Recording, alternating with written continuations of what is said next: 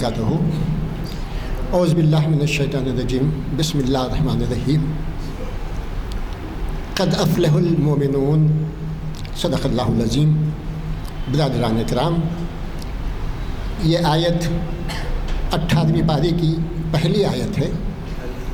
इसके अंदर 2-3 अल्फाज हैं। कुरान की आयत, उसके अल्फाज, उसके माना व मफ़हूम पर तदब्बुर करने की, ज़्यादा गौर व फ़िक्र करने की ज़रूरत है। इस आयत के अंदर अल्लाह ताला फरमाते हैं क़द अफ़लहा, कामयाब हो गए वो लोग जो मोमिन हैं। अब देखिए फ़लाह किसको कहते हैं और मोमिन की क्या तारीफ़ है। इन अल्फाज पे हम ज़रा तफसील से गौर करें तो हमको हकीकी हमारी कामयाबी का पोशीदा राज हमारे सामने आता है। फ़लाह पाली, कामयाब हो गए। फ़लाह के लफ्ज़ से माने तो जो है काटने के आते हैं, इसलिए जो है जो काश्तकार होते हैं उसको भी फ़लाह कहते हैं। इंसान जो अपने आमाल करता है उसका अल्लाह ताला अजर देते हैं। जैसे उसके अमाल होंगे वैसे उसका अजर उसको मिलेगा। तो अल्लाह ताला यहाँ पे फरमाते हैं कि कामयाब होंगे वो लोग जो मोमिन हैं। अब मोमिन कौन है? मोमिन की तारीफ़ क्या है? मोमिन होने का हम क्या दावा करने में है बजानिब हैं, ये हमको अपने आप को कसौटी पर जांच लेने की ज़रूरत है। अब हम यहाँ पे कामयाबी यह तसव्वुर करते हैं कि दुनिया में हमको दौलत मिल जाए, अच्छी रिहाई का मिल जाए, गाड़ी मिल जाए, बंगला मिल जाए, वगैरह वगैरह मादवी चीज़ों की तरफ हमारी निगाह जाती है। हम समझते हैं कि यही कामयाबी है। लेकिन एक मोमिन की हकीकी कामयाबी ये नहीं बल्कि आखिरत की कामयाबी है, और आखिरत की हमारी कामयाब ज़िंदगी है। ये हमारे मोमिन का असल मकसद है। उसको हासिल करने के लिए हम कोशिश करेंगे और मोमिनाना सिफ़ात अपने अंदर पैदा करेंगे। मोमिनाना सिफ़ात क्या है?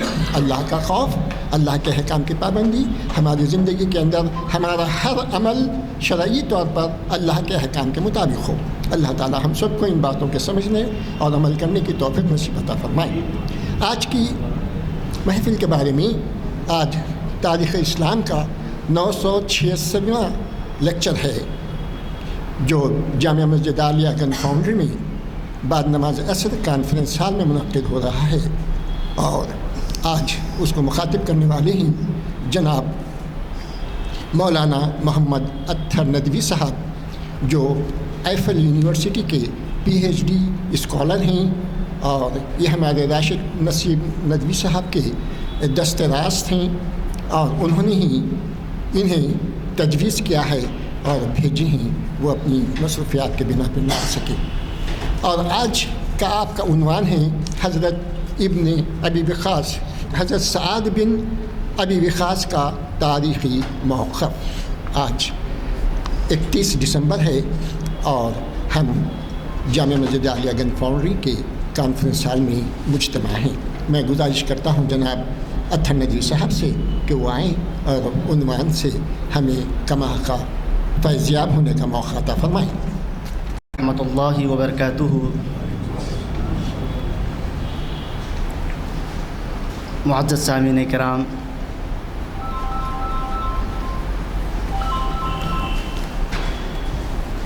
सेक्रेटरी मस्जिद हाज़ा और दानिशुरान कौम मिल्लत, आप सबका इस अज़ीम जलसे और इस अज़ीम महफ़िल में इस्तक़बाल करते हैं।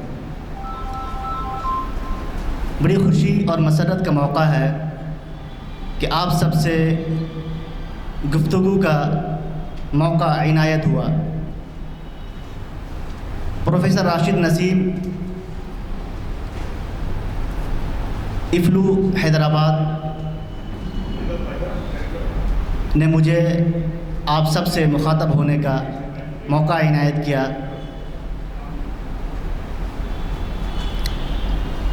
अऊज़ु बिल्लाहि मिनश शैतानिर रजीम, बिस्मिल्लाहिर रहमानिर रहीम। वस्सैनल इंसाना बिवालिदैहि हुस्ना। صدق اللہ العظیم. وقال نبی صلی اللہ علیہ وسلم اصحابی کالنجوم بأیہم اقتدیتم اہتدیتم، او کما قال علیہ الصلاۃ والسلام. معزز سامعین کرام، آج کے اس مجلس کا جو عنوان ہے حضرت سعد بن ابی وقاص رضی اللہ تعالی عنہ، جو عظیم سپہ سالار، جو ایک فوجی جنرل، ایک فوجی کمانڈو، جن کو جنگ بدر سے لے کر کے جنگ قادسیہ تک میں شرکت کا موقع ملا، اور بہت سارے جنگوں میں حضرت سعد بن ابی وقاص رضی اللہ تعالی عنہ نے ایک سپہ سالار کے طور پر، ایک فوجی جنرل کے طور پر اسلام کی بہتری کے لیے، اسلام کی صداقت کے لیے، اسلام کو پوری دنیا تک پہنچانے کے لیے جنگیں لڑی، اور بہادری سے، شجاعت سے، دلیری سے کفار مشرکین کے خیموں میں ہنگامہ پیدا کر دیا، ان کو تہہ تہہ کر دیا، ان کے خیموں میں زلزلہ برپا کر دیا. سامعین کرام، حضرت سعد بن ابی وقاص رضی اللہ تعالی عنہ عشر مبشرہ میں سے ایک ہیں. یعنی عشر مبشرہ وہ 10 صحابہ کرام رضوان اللہ تعالی علیہم اجمعین جن کو آپ صلی اللہ علیہ وسلم نے ایک ہی محفل میں جنت کی بشارت دی تھی کہ ابو بکر جنتی ہیں، عمر جنتی ہیں، عثمان جنتی ہیں، علی جنتی ہیں، اور ان میں سے ایک نام حضرت سعد بن ابی وقاص رضی اللہ تعالی عنہ کا تھا. عشر مبشرہ، عشرہ کے معنی آتے ہیں 10 کے، عشرہ 10 کے آتے ہیں. یہ مبشرہ بشارت دینا، خوشخبری دینا، سرپرائز دینا. تو حضرت سعد بن ابی وقاص رضی اللہ تعالی عنہ ان خوش نصیب صحابی میں سے ہیں جن کو اللہ کے نبی پاک صلی اللہ علیہ وسلم نے دنیا ہی میں جنت کی بشارت دے دی. یہ ایک بڑے اعجاز کی بات ہے، بڑے فخر کی بات ہے. اور سعد بن ابی وقاص رضی اللہ تعالی عنہ کو بہت ساری جنگوں میں سپہ سالاری کا موقع ملا، اور جو حضرت سعد بن ابی وقاص رضی اللہ تعالی عنہ کی جو خصوصیت تھی وہ تیر اندازی میں بڑے ماہر تھے. کیونکہ جب ہم جنگ کی بات کرتے ہیں، جب ہم وار کی بات کرتے ہیں، تو ابھی کا جو پہلے کے مقابلے میں ابھی کا جو جنگ کا سچویشن ہوتا ہے بالکل بدلا ہوتا ہے. پہلے لوگ آمنے سامنے لڑائی کرتے تھے، تلواریں ہوتی تھی، تیر اندازی ہوتی تھی. اس وقت جو جتنا زیادہ تیر اندازی کر سکتا تھا وہ جنگ میں زیادہ فاتح ہوتا تھا، کیونکہ دور سے آپ کو تیر اندازی کرنی ہوتی تھی. اور اس کو ہم ایک آج کے دور سے اگر ہم اس کو ریلیٹ کریں تو توپ کا زمانہ آج کل پرمانو کا زمانہ ہے. آپ ابھی رشیا اور یوکرین کا وار دیکھ رہے ہیں، راتوں میں آ رہے ہیں، کبھی بھی حملہ کر کے چلے جا رہے ہیں، آسمان کی بلندی سے حملہ کر رہے ہیں. تو پہلے کی جنگ اور آج کی جنگ میں بہت سارے اس میں بہت ڈیفرنٹ ہیں. پہلے کی جنگیں آمنے سامنے ہوا کرتی تھی، تو اس زمانے میں تلوار کی جو جنگیں ہوتی تھی بالکل ایک دوسرے سے لڑ رہے ہیں. لیکن تیر اندازی کی بڑی اہمیت تھی اس زمانے میں، کیونکہ یہاں سے بیٹھ کر کے 1 کلومیٹر تک، ½ کلومیٹر تک تیر چلاتے تھے اور اپنے دشمن کو نیست نابود کر دیتے تھے. تو حضرت سعد بن ابی وقاص رضی اللہ تعالی عنہ کے بارے میں آتا ہے کہ وہ جو اسلام قبول کیے 5ویں یا 6ٹھے صحابہ میں سے تھے. یعنی حضرت ابوبکر صدیق رضی اللہ تعالی عنہ، اس کے بعد حضرت علی رضی اللہ تعالی عنہ، زید بن حارثہ.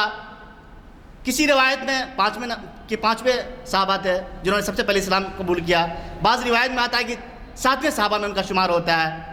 تو بہرحال وہ اولین اور سابقین صحابہ میں ان کا شمار ہوتا ہے جنہوں نے اسلام میں داخل ہوئے اور اسلام کی لذتوں کو اپنے دلوں میں پیدا کیا، اور اسلام کے دنوں سے لے کر کے مرتے دم تک اسلام کی نشر و اشاعت کے لیے اپنی جان قربان کر دی. اور حضرت سعد بن ابی وقاص رضی اللہ تعالی عنہ ان صحابہ میں سے ہیں جن کو حضرت عمر بن خطاب رضی اللہ تعالی عنہ نے اپنے انتقال سے پہلے ایک شورا بنایا تھا، شورا 6 لوگوں کا. ان 6 لوگوں کا ایک شورا، ایک کمیٹی ہے. ہمارے انتقال کے بعد، ہماری موت کے بعد ان 6 صحابہ میں سے کوئی ایک امیر مقرر ہوگا. تو ان صحابہ میں حضرت سعد بن ابی وقاص رضی اللہ تعالی عنہ کا نام تھا. حضرت سعد بن ابی وقاص رضی اللہ تعالی عنہ کا جو رشتہ اب بنو زہرہ جو قبیلہ تھا ان سے ان کا تعلق تھا، اور بنی زہرہ کا جو قبیلہ تھا آپ صلی اللہ علیہ وسلم کا وہ ننیہالی قبیلہ تھا. تو آپ صلی اللہ علیہ وسلم کے وہ ماموزاد بھائی بھی ہوا کرتے تھے. اور جو حضرت سعد بن ابی وقاص رضی اللہ تعالی عنہ کا جو خاندان تھا ایک مجاہدینہ خاندان تھا، ایک فوجی افسر ان کے خاندان میں ہوا کرتے. سارے ان کے جو بھائی تھے، ان کو 2 بھائی جو جنگ میں شہید ہوئے، یعنی سب لوگ جتنے بھی ان کے بھائیوں میں تھے ایک بہترین سپہ سالار تھے، ایک بہترین جنگجو تھے، ایک بہترین فوجی تھے، یا ایک بہترین آرمی تھے.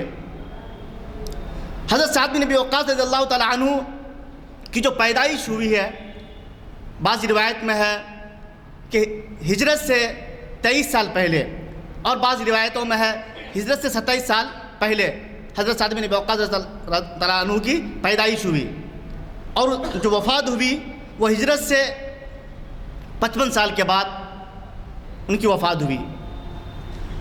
تو حضرت سعد بن ابی وقاص رضی اللہ تعالیٰ عنہ کی جو کنیت تھی ابو اسحاق، اور ان کے والد صاحب کا نام 2 روایت ہے. ایک میں یہ ہے کہ مالک بن وہیب، واو سے وہیب.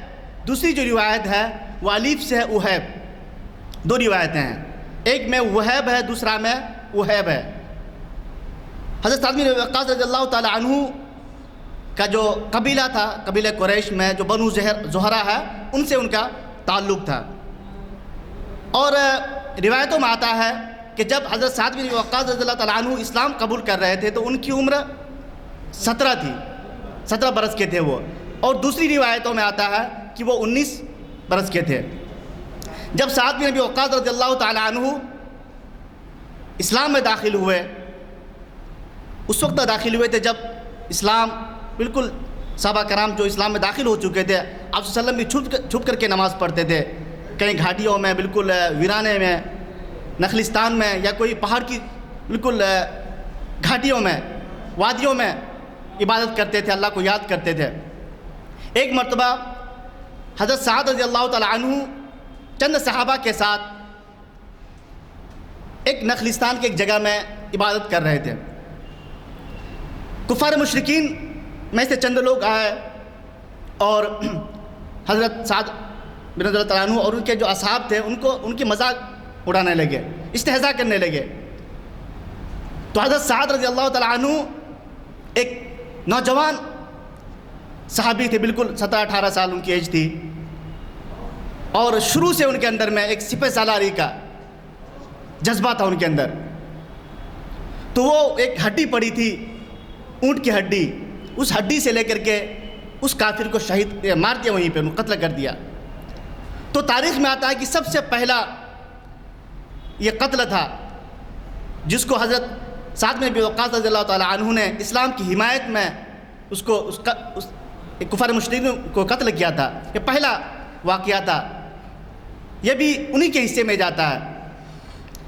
اور حضرت سعد بن ابی وقاص رضی اللہ تعالی عنہ کہ اسلام کے تعلق سے، کہ انہوں نے اسلام کیسے قبول کیا، اس کے تعلق سے ان کی صاحبزادی کا ایک روایت ہے جس میں وہ کہتے ہیں کہ میرے ابو جان حضرت سعد رضی اللہ تعالیٰ عنہ کہتے ہیں کہ ایک رات میں خواب میں کیا دیکھتا ہوں کہ بالکل اندھیرا چھایا ہوا ہے، بالکل اندھیرا ہے، اور اچانک آفتاب طلوع ہوتا ہے. اور پھر میں وہاں پر جب جاتا ہوں تو وہاں پر دیکھتا ہوں کہ حضرت ابوبکر صدیق رضی اللہ تعالیٰ عنہ وہاں پہ موجود تھے، حضرت علی موجود تھے، حضرت زید بن حارثہ موجود تھے. جب وہ کہتے ہیں کہ جب میں ان لوگوں سے پوچھا تم کب آئے، تو ان لوگوں نے کہا بالکل میں ابھی آیا ہوں. اس کے بعد حضرت سعد بن ابی وقاص رضی اللہ تعالی عنہ آپ صلی اللہ علیہ وسلم سے ملاقات کرنے کے لیے گئے. وہاں آپ صلی اللہ علیہ وسلم سے ملاقات کرنے کے بعد وہاں پہ بیعت کی اور پھر وہ اسلام میں داخل ہو گئے. اسی طرح سے حضرت سعد بن وقاص رضی اللہ تعالیٰ عنہ کے بہت سارے ایسے واقعات ہیں جن سے ان کی ایمان کا جوشیلاپن کہ وہ کس طرح سے بہادر تھے، کس طرح سے وہ فداکاری جانثاری اس کے اندر تھی۔ ایک مرتبہ ایک بازار پہ گئے، وہاں پہ ایک بھیڑ لگی ہوئی تھی۔ اس بھیڑ میں کچھ لوگ یا ان میں سے ایک آدمی تھا جو حضرت علی رضی اللہ تعالیٰ عنہ کو گالی گلوچ کر رہا تھا۔ تو حضرت سعد بن وقاص رضی اللہ تعالیٰ عنہ کی غیرت و حمیت جاگ اٹھی اور وہ ان سے کہنے لگے، تم جانتے وہ کون ہے؟ حضرت علی رضی اللہ تعالیٰ عنہ اسلام میں داخل ہونے والوں میں سے ان کا اولین میں شمار ہوتا ہے۔ حضرت علی رضی اللہ تعالیٰ عنہ آپ صلی اللہ علیہ وسلم کے داماد ہیں، آپ صلی اللہ علیہ وسلم کے بھائی ہیں، چچیرا بھائی، تم اس کو گالی دے رہے ہو؟ اس کے بعد پھر حضرت سعد رضی اللہ تعالیٰ عنہ ریٹرن ہو گئے۔ جب واپس ہوئے انہوں نے اللہ تعالیٰ سے دعا مانگی، اللہ تعالیٰ ان کو نشان عبرت بنا دے۔ پھر ان کے بارے میں آتا ہے کہ وہ جو شخص جو حضرت علی کو مطعون کر رہے تھے وہ گھوڑے سے گر جاتا ہے، پھر وہ مر جاتا ہے یا اس کا پاؤں ٹوٹ جاتا ہے۔ تو یہ حضرت سعد بن وقاص رضی اللہ تعالیٰ عنہ کی جو زندگی تھی بالکل ایک مجاہدانہ زندگی تھی، اور ان کے بارے میں آتا ہے کہ حضرت سعد بن وقاص رضی اللہ تعالیٰ عنہ جنگ بدر سے لے کر کے جو قادسیہ کی جنگیں ہوئی تھی، حضرت عمر بن خطاب رضی اللہ تعالیٰ عنہ کے زمانے میں ہر جنگوں میں ان کی شرکت ہوئی، یعنی درجنوں جنگیں ہیں جن میں وہ انہوں نے شرکت کی۔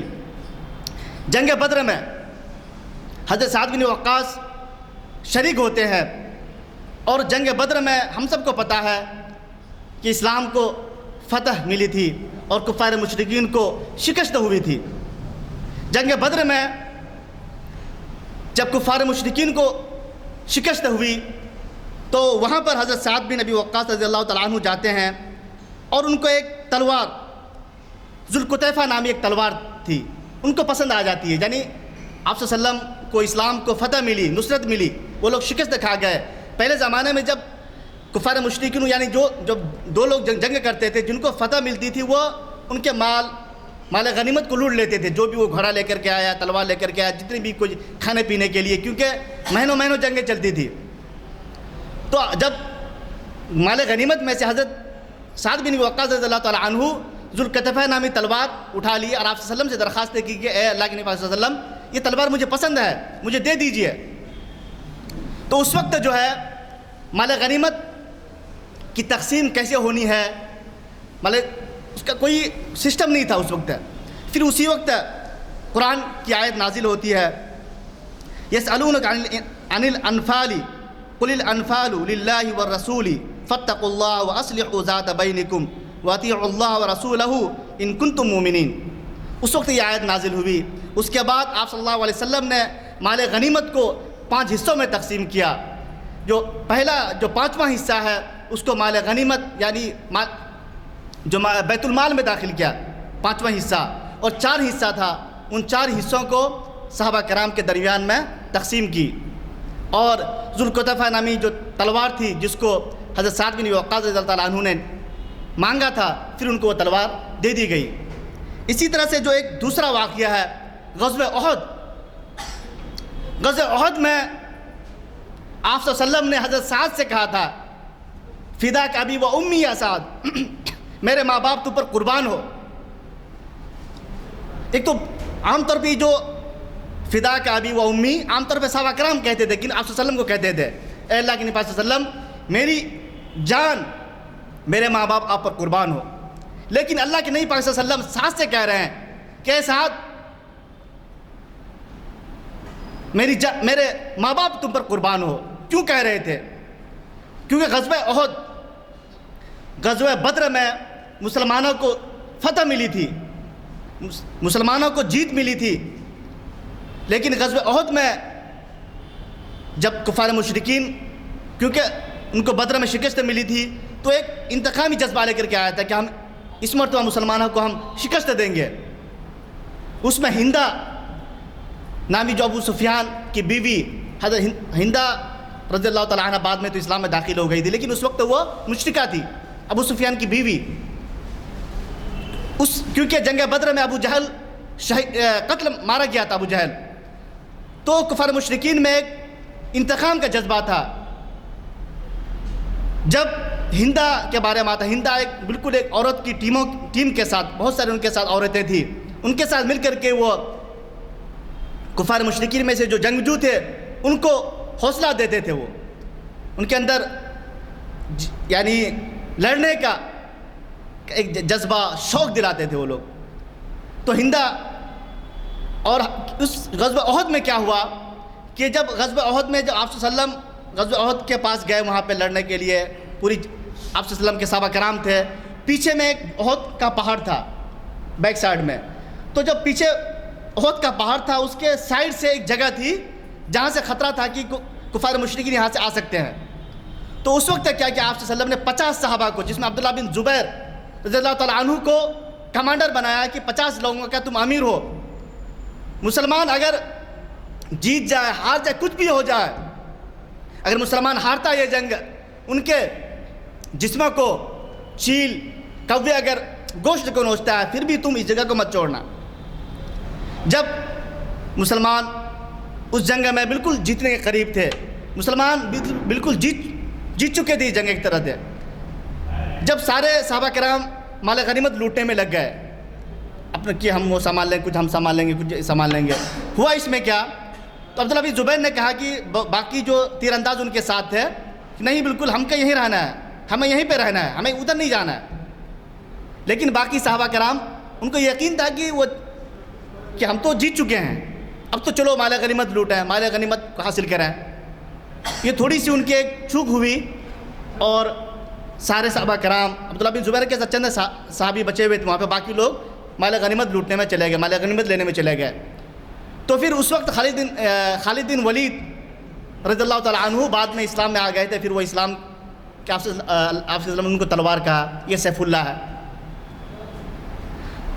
تو پھر اس وقت خالد بن ولید کفار مشرکین کے لشکروں میں سے بالکل اس پیچھے کے راستے سے آ کر کے، جس راستے میں آپ صلی اللہ علیہ وسلم نے 50 صحابی کو جمع کیے تھے کہ یہیں پہ رہنا، اینی ہاؤ، کسی بھی صورت میں تم کو یہاں سے نہیں جانا ہے.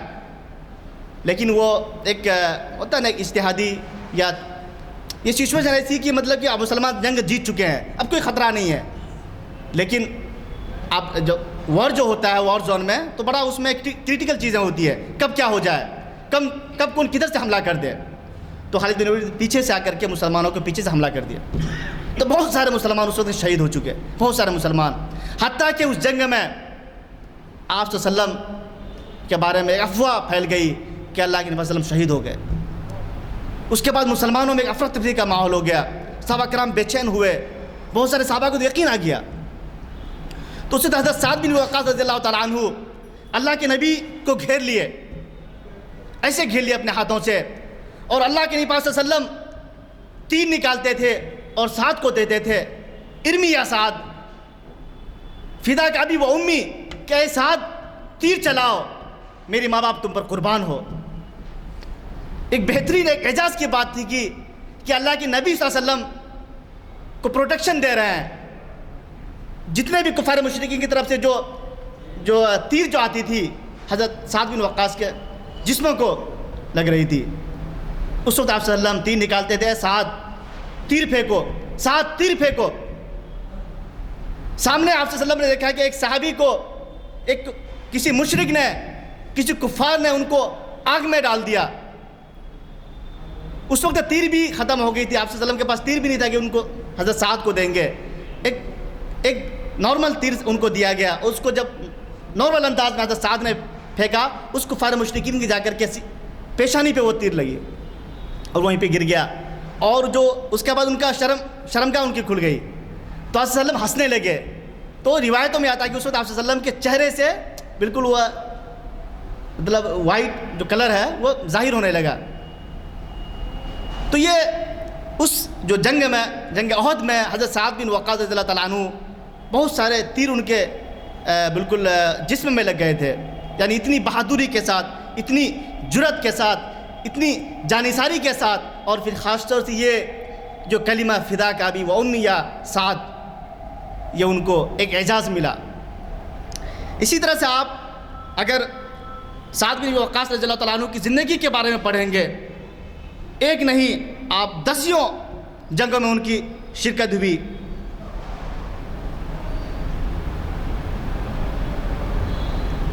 غزوہ بدر سے لے کر کے فتح مکہ میں، فتح مکہ، غزوہ تبوک، اس کے بعد طائف میں، حجۃ الوداع کے موقع میں بھی حضرت سعد رضی اللہ تعالیٰ عنہ آپ صلی اللہ علیہ وسلم کے ساتھ تھے۔ حجۃ الوداع آخری حج تھا جس میں کئی روایتیں ہیں، 1,25,000 صحابہ کرام، کچھ روایتوں میں 10,000 15,000 صحابہ کرام شریک آپ صلی اللہ علیہ وسلم کے ساتھ تھے۔ آخری حج تھا آپ صلی اللہ علیہ وسلم کا، اور حضرت سعد بن ابی وقاص رضی اللہ تعالیٰ عنہ بھی آپ صلی اللہ علیہ وسلم کے ساتھ میں تھے۔ وہ بیمار ہو گئے تھے، بالکل وہ گھبرا رہے تھے، رو رہے تھے۔ حضرت سعد بن ابی وقاص رضی اللہ تعالیٰ عنہ کیوں رو رہے تھے؟ اے اللہ کے نبی صلی اللہ علیہ وسلم، میں نے مکہ کو چھوڑا تھا اسلام کے لیے، میں نے مدینہ ہجرت کی تھی، میں ڈر ہے کہ میں مکہ میں نہ مر جاؤں۔ میں جس جگہ سے میں نے ہجرت کی اسلام کے لیے، اللہ کے رسول کے لیے، کیسے اس جگہ میں اپنی جان دے دوں؟ بالکل گھبرائے ہوئے تھے۔ لیکن اللہ کے نبی پاک صلی اللہ علیہ وسلم ان کے چہرے میں ہاتھ پھیرے۔ جب آپ صلی اللہ علیہ وسلم نے ان کے چہرے میں ہاتھ پھیرا تو پھر مبارک ہاتھ، تو حضرت سعد بن وقاص رضی اللہ عنہ کی زندگی میں برکت ہوئی۔ پھر وہ تقریباً 80-82 سال ان کی زندگی ہوئی، پھر وہ بہت سال تک جیے، حتیٰ کہ حضرت عمر بن خطاب رضی اللہ تعالیٰ عنہ کے زمانے میں بھی جنگ قادسیہ میں ان کی شرکت ہوئی۔ اس موقع سے حضرت سعد بن وقاص نے کہا، اللہ کے صلی اللہ علیہ وسلم، میں تو بیمار ہوں، میں مر جاؤں گا، میرے پاس بہت ساری جائیداد ہے، میری بہت ساری پراپرٹی ہے، میں چاہتا ہوں کہ اللہ کے راہ میں ان کو قربان کر دوں، میں پوری جائیداد، پوری پراپرٹی ہماری۔ لیکن اللہ کے نبی صلی اللہ علیہ وسلم نے فرمایا ایسا نہیں کرنا۔ پھر کہا آدھا، کہا نہیں بالکل، تو ثلث یا ربع، تہائی یا چوتھائی حصہ وہ اللہ کے راستے میں قربان کیے۔ لیکن اللہ کے نبی صلی اللہ علیہ وسلم کی دعا کی برکت سے حضرت سعد ٹھیک ہو گئے۔ اس کے بعد پھر حضرت سعد رضی اللہ تعالیٰ عنہ قادسیہ کی جنگ میں شرکت کرتے ہیں۔ حضرت عمر بن خطاب رضی اللہ تعالیٰ عنہ کے زمانے میں قادسیہ کی جنگ ایک بڑی جنگ شمار کی جاتی ہے اسلام میں، ایرانیوں سے مقابلہ تھا۔ حضرت سعد بن ابی وقاص رضی اللہ تعالیٰ عنہ حضرت عمر بن خطاب رضی اللہ تعالیٰ عنہ کے ایما پر، ان کی درخواست پر، ان کو جو ایک فوجی دستہ تھا اور ایران جانا تھا، وہاں پہ ان سے ایرانیوں سے جنگ کے لیے حضرت سعد بن وقاص رضی اللہ عنہ کو سپہ سالاری کا موقع ملا۔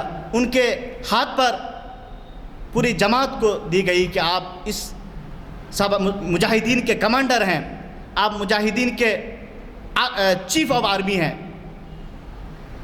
تو جب حضرت سعد بن وقاص رضی اللہ تعالیٰ عنہ قادسیہ کی جنگ میں شرکت کے لیے گئے، ان میں بہت سارے شعراء تھے، بہت سارے خطباء تھے، بہت سارے قراء تھے،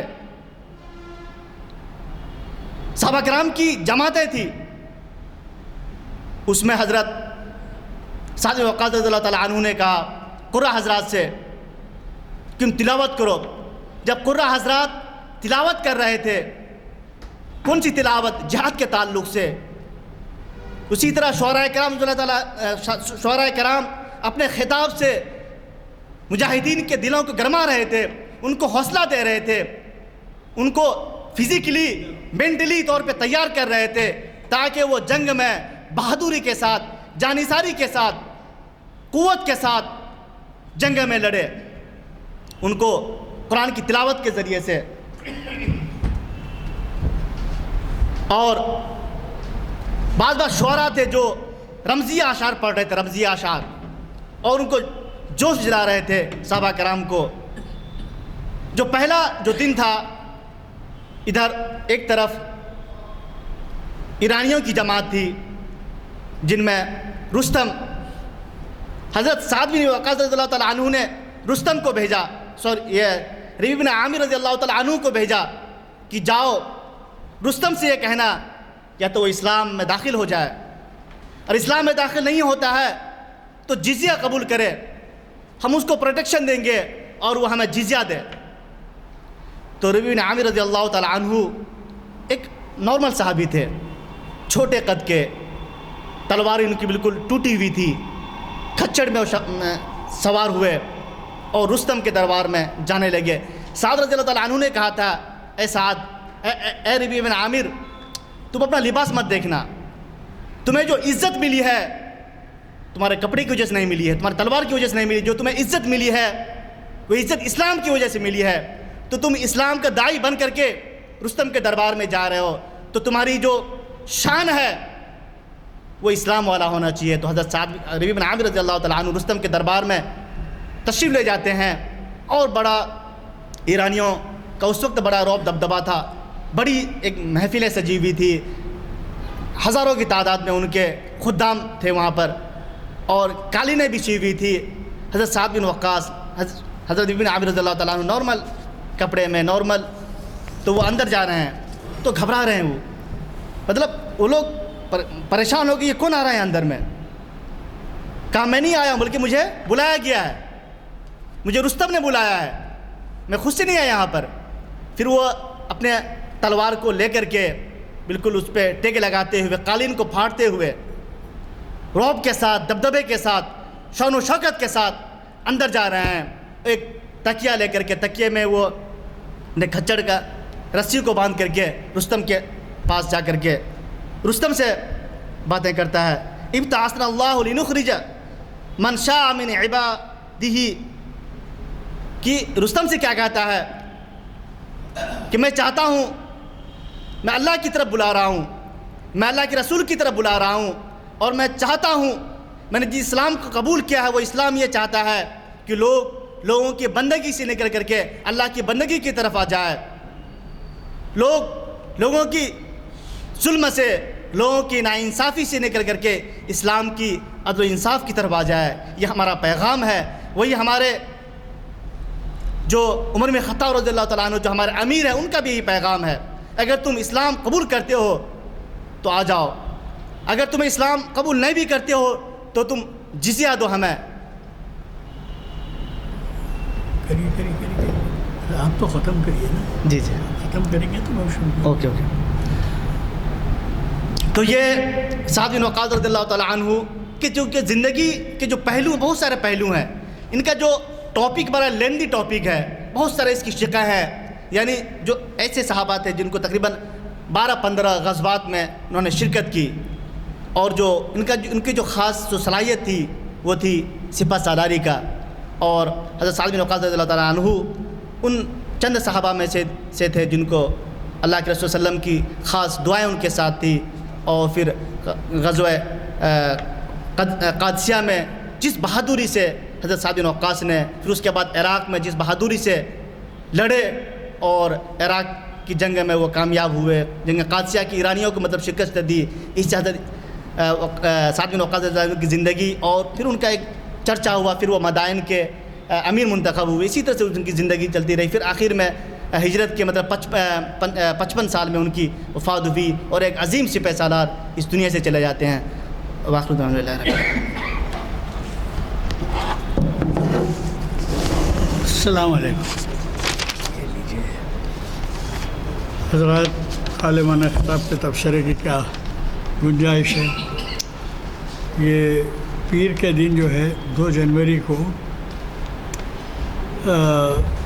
جو مقرر ہیں انہی کے خطاب سے ہمارے ان محافل کا آغاز ہوا تھا، اور وہ ہیں حافظ محمد اسحاق کمال قادری صاحب۔ اور اتنا اہم عنوان انہوں نے دیا ہے 2 جنوری کا، اسلام کا صحیح تعارف، وقت کی ضرورت۔ آپ خود بھی محسوس فرمائیں گے کہ عنوان کتنا اہم ہے۔ شریعت انفارمیشن سروس کی 881ویں نشست ہے یہ، تو ضرور اس میں شرکت فرمائیے۔ اور پھر اقبال کا فلسفہ عزم و حرکت، یہ 4 شنبے کے دن پروفیسر مجید بیدار، جن سے آپ بخوبی واقف ہیں، وہ ایک مایہ ناز مقرر ہیں اور بین الاقوامی شہرت رکھتے ہیں، اور محفل اقبال شناسی کی 1103ویں نشست ہے، وہ 1103ویں نشست، اور عنوان دیکھیے کس قدر اہم ہے، اقبال کا فلسفہ عزم و حرکت۔ پروفیسر مجید بیدار اس سے پہلے بھی مخاطب کر چکے ہیں، آپ سنے ہیں ان کو، لیکن پھر بھی میری گزارش ہے کہ میری ہمیشہ کی طرح ایک شکایت ہے، ایک شکوہ ہے کہ ہمارے ان محافل میں ذرا نوجوانوں کی شرکت کم ہے۔ حالانکہ ایسا کوئی وقت نہیں ہے کہ جو کالج کے اوقات سے ٹکراتا ہو، لیکن اس کے باوجود کہ ہماری اپیل کرتے ہیں ہم، وہ سامعین کی توجہ کی ضرورت ہے کہ وہ اپنے ساتھ کم از کم ایک نوجوان کو لائیں، ایک نوجوان کو لائیں تو یہ پیچھے جو کرسیاں خالی ہیں وہ پر رہیں گی، اور اس کے جو کچھ مفادات ہیں اس سے وہ استفادہ کر سکیں گے۔ چونکہ وقت ہو گیا ہے مغرب کا، دعاؤں کی دعا جی دعا۔